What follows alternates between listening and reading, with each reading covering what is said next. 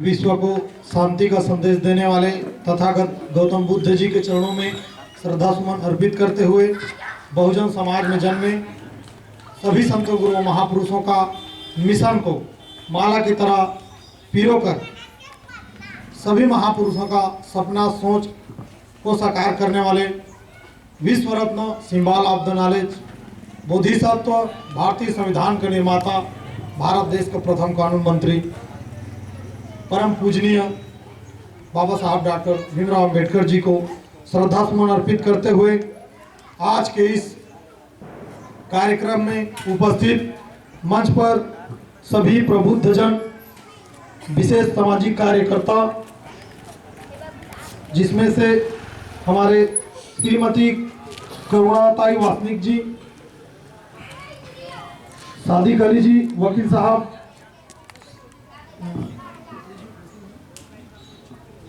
सिंघाड़े जी, बेनीराम गायकवाड़ जी और नागेश कुशवाहा जी, राधिका बावनगढ़े जी, भोजराज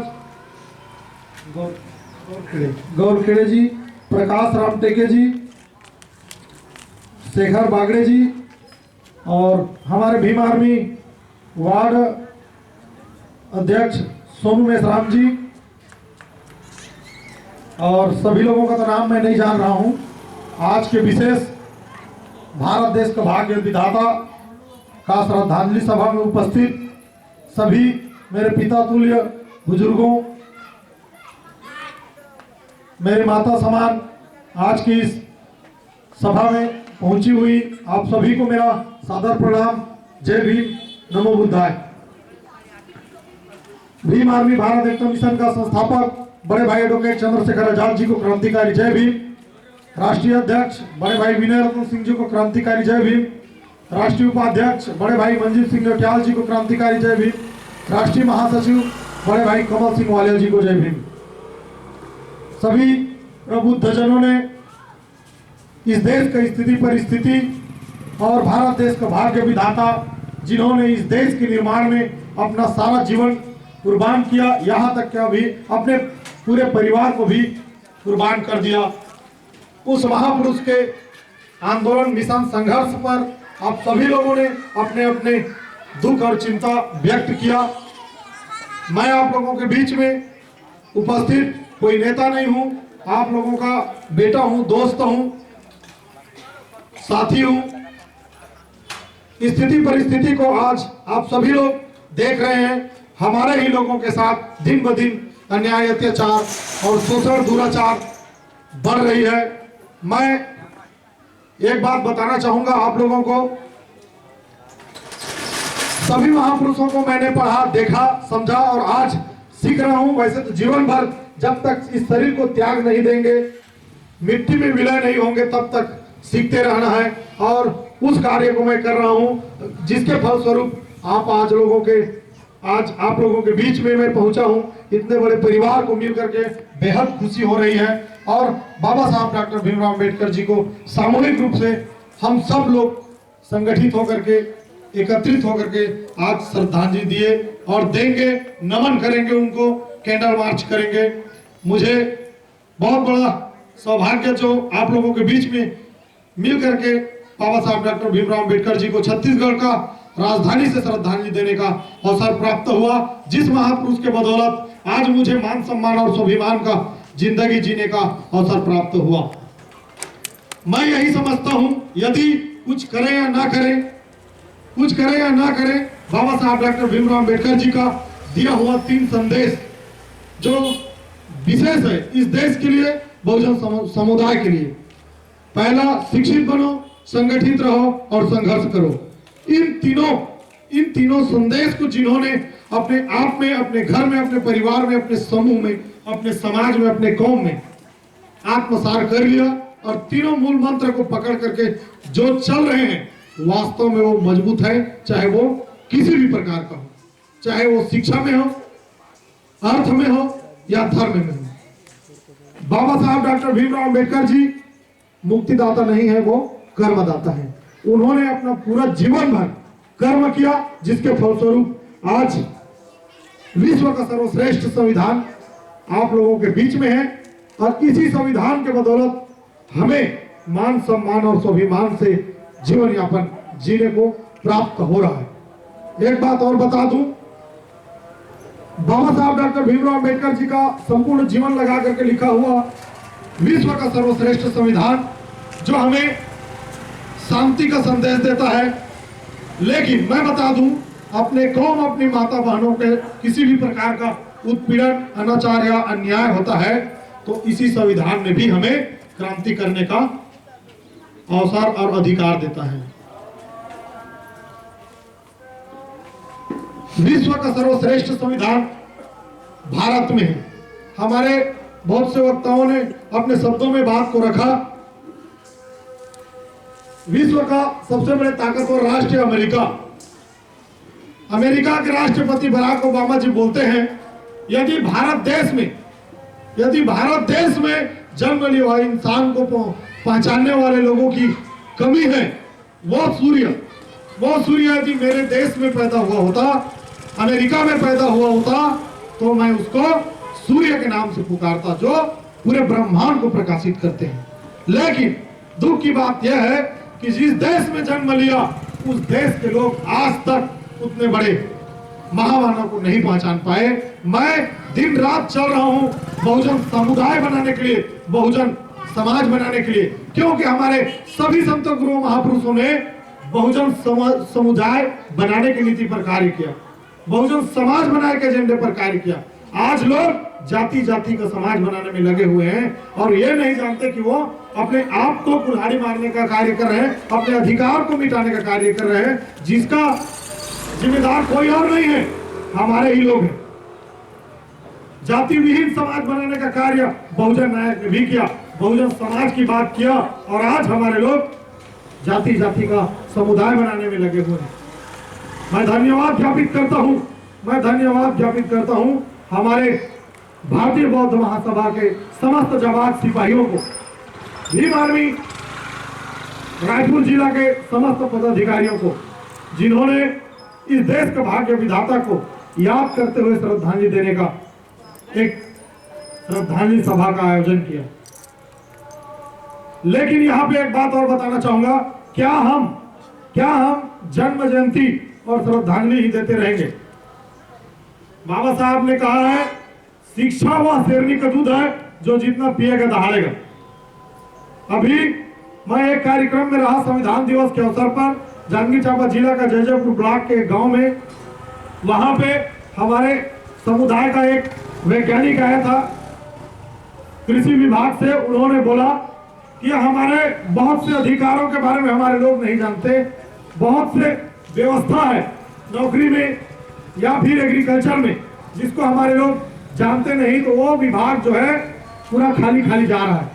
और उन्होंने एक बात और कहा कि मैं अपने सहयोग से 5 लोगों को, मेरे समाज से 5 लोगों को उनका 8वीं से लेकर उनको नौकरी पेशे तक पहुंचाने तक का सारा खर्च मैं वहन करूंगा, ऐसा उन्होंने बोला।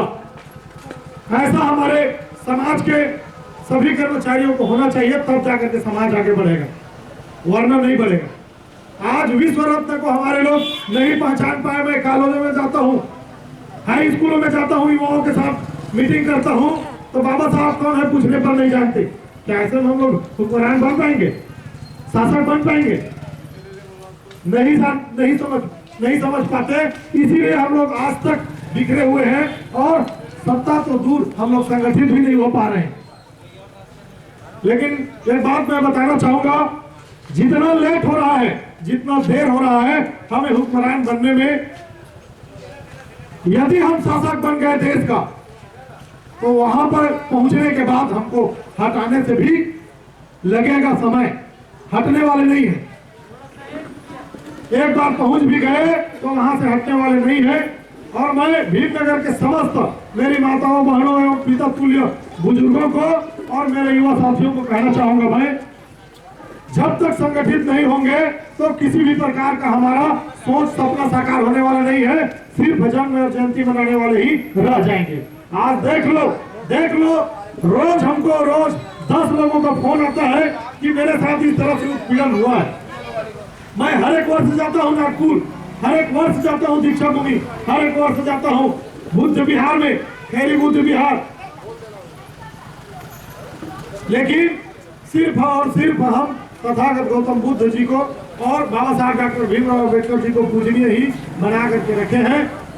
राजनीति में उन्होंने क्या व्यवस्था किया, यहाँ तक पहुंचने की नीति पर कार्य नहीं कर पाते। आप सभी लोग देख रहे हैं पूरे देश की स्थिति बद से बदतर होने की स्थिति पर है और हमारे लोगों के साथ दिन ब दिन अन्याय अत्याचार बढ़ रही है। भारतीय संविधान को मिटाने की कगार पर है। भारत देश को हिंदू राष्ट्र बनाने के एजेंडे पर कार्य किया जा रहा है, लेकिन हमारे लोगों को इस बात पर किसी भी प्रकार का सूझ नहीं। बस सोच रहे हैं, सोचने से कुछ नहीं होगा। आज जब तक हम रोड पे आकर के क्रांति नहीं करेंगे तो वो दिन दूर नहीं कि हमें पुनः गुलाम बनाया जाएगा। पुनः गुलाम बनाने की नीति पर कार्य किया जा रहा है। 2 अप्रैल 2018 को भारत बंद किया हमें, हम सब लोगों ने पूरे बहुजन समाज में पूरे देश भर से महाआंदोलन किया, महाबंद किया। किस लिए किया? एट्रोसिटी एक्ट को बचाने के लिए। बहुत से हमारे युवा साथियों ने, बहनों ने कुर्बानी दिया, तब जाकर के सुप्रीम कोर्ट में हमारे ताकत के बदौलत, हमारे आंदोलन के बदौलत उस कानून को पूरा बहाल करना पड़ा। लेकिन देखिए दुख की बात यह है कि उसके कुछ दिन के बाद ही देश की राजधानी दिल्ली में भारतीय संविधान के प्रतियों को वहीं पे आग के हवाले किया गया था, लेकिन हमारे लोग रोड पे नहीं आए। आज एट्रोसिटी एक्ट को पूरा लाचार कर दिया गया है। यदि शेड्यूल कास्ट के घर में घुस करके जाति सूचक गाली गलौच या अपमान किया जाता है या शोषण दुराचार किया जाता है तो एट्रोसिटी एक्ट नहीं लगेगा। ऐसा प्रिंट मीडिया में मैं देखा हूं। बाबा साहब डॉक्टर भीमराव अम्बेडकर जी ने सारा दुख भरा जीवन जी करके एट्रोसिटी एक्ट का प्रबंध कराया था। किसके लिए? सिर्फ और सिर्फ अनुसूचित जनजाति के लिए, और उसको खत्म करने में लगे हुए हैं। और उसको हम नहीं बचा पाएंगे तो वो दिन दूर नहीं है कि सरेआम हमारे माता बहनों को बेइज्जत किया जाएगा। नेता लोगों ने नाता तोड़ दिया संविधान से, समाज से, और देश के हुक्मरान तो पीछा पड़ा है इस भारतीय संविधान को मिटाने के लिए। मैं पूरे प्रदेश में घूम करके भीम आर्मी के माध्यम से मेरी माता बहनों को, युवाओं को संगठित करने का कार्य कर रहा हूँ बहुजन समाज बनाने की नीति पर। मैं तो ऐसे श्रद्धांजलि देने जा रहा हूँ।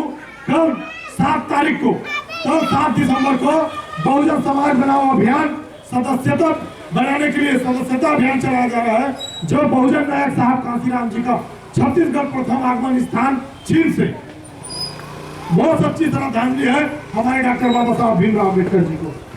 यदि कुछ करना चाहते हो तो समाज को संगठित करने के लिए कार्य करो, वरना जन्म जयंती मनाते तो हमारे बहुत से लोग कुर्बान हो गए और हमारे महापुरुषों का मिशन आंदोलन को अमली जामा नहीं पहुंचा पाए। हम समझते हैं, हमें दुख है, पीड़ा है, समाज के लिए हम चल रहे हैं, समाज के लिए हम मर रहे हैं, समाज के लिए लड़ रहे हैं। अभी पिछले दिनों में बता दूं आप लोगों को, जगदलपुर में, बस्तर में, कोंडा गांव की धरती पर हमारी एसटी बहन को शादी के मंडप से उठा कर ले जाकर के दुराचार किया। कोंडा गांव की केस गांव की घाटी से उठा करके वहीं से दुष्कर्म करते करते यहाँ राजधानी तक लाया। क्या कोई पुलिस प्रशासन चौकी में उस ट्रक को पकड़ करके हमारी उस बहन को मान सम्मान या रक्षा करने के कार्य नहीं कर पाया? हम खुद गए वहां बिहार जंगल में, जिधर का नाम सुन करके लोगों का रोंगटे खड़ा हो जाता है। मैं खुद गया था उस बड़ा गांव जहां पे हमारी बहन को उठा करके दुराचार करके उसको मार डाला गया। उसको आवाज को उठाए और आज वो थाना प्रभारी के साथ में 3 लोग सस्पेंड है और उस बहन के जितने भी हत्यारे हैं उन सभी लोग जेल का हवा काट रहे हैं। वो किसके बदौलत है? वो इस संविधान के बदौलत है। यही संविधान के बदौलत है। इसी संविधान ने हमें मान सम्मान दिया है और इसी संविधान ने हमें क्रांति करने का भी अधिकार दिया है। तो क्रांति करने से हम लोग कब तक बचते रहेंगे? आज हम एक बच्चे को अपने घर में दबा करके रख रहे हैं तो मान करके चलिए 1 करोड़ बच्चे को हम अपने घर में दबा करके रख रहे हैं। उस दिन दूर नहीं है कि जिस दिन हम गुलाम बन के रहेंगे, अपने लोगों को डराते रहेंगे, तो हमें घर से भी दिन दहाड़े निकाल भगाने का कार्य किया जाएगा। ये यूरेशिया के लोग बाहर से आए और हमें आज तक गुलाम बना करके रखे हैं। सोच करके देखिए, हम दलित का हित ऐसी है, हम दलित का हित ऐसी है, हम सबके हित में कार्य करते हैं, देश के हित में कार्य करते हैं, संविधान बचाने के हित में कार्य करते हैं, बाबा साहब डॉक्टर भीमराव अम्बेडकर जी को भी याद करते हैं, नमन करते हैं। ऐसे बोलते हैं तो क्या इस देश का राष्ट्रपति आज एक दलित है? क्या उन्होंने एट्रोसिटी एक्ट के मामले में कभी कोई आवाज उठाया? छत्तीसगढ़ में 2 मंत्री है, कैबिनेट में 2 मंत्री है, और अभी वहां कबीरधाम का एक गांव में पूरे घसीट करके मेरी माताओं बहनों को मारा पीटा गया, 50 लोगों को जेल में डाला गया। लेकिन ये मंत्री लोग और विधायक लोग मौन है। क्या ऐसे होते हैं? ऐसे होते हैं? 5 सरपंच, बीडीसी, डीडीसी, मंत्री, एमएलए सब इसी संविधान के बदौलत बन रहा है, और हमारे लोगों को वोट लेने के लिए केवल याद किया जाता है, और उसके बाद क्या क्या हो रहा है हमारे लोगों के साथ उससे कोई मतलब नहीं। मैं जहां भी जाता हूं लोगों को बोलता हूं कि आप उस नेता को बुलाओ, आप वोट लेने के लिए तो हमारे पास आते हो, लेकिन हमारे मूलभूत सुविधा, हमारे अधिकारों की रक्षा के लिए, हमारे मान सम्मान के लिए आप विधानसभा में और पार्लियामेंट में क्या आवाज उठाते हो? जिस दिन आप ऐसा पूछने में सफल रह गए तो नेता जुमला करने में भी पीछे हटेगा और आप लोगों को गुमराह नहीं कर पाएगा। इसका जिम्मेदार हम लोग स्वयं हैं। नेताओं को बुलाते हैं, अच्छे से माला पहनाते हैं, स्वागत कर दिए, और नेता आया, भाषणबाजी किया, चला गया, और हमारे लोग बस शांत और बोलते रहते हैं कि हम तो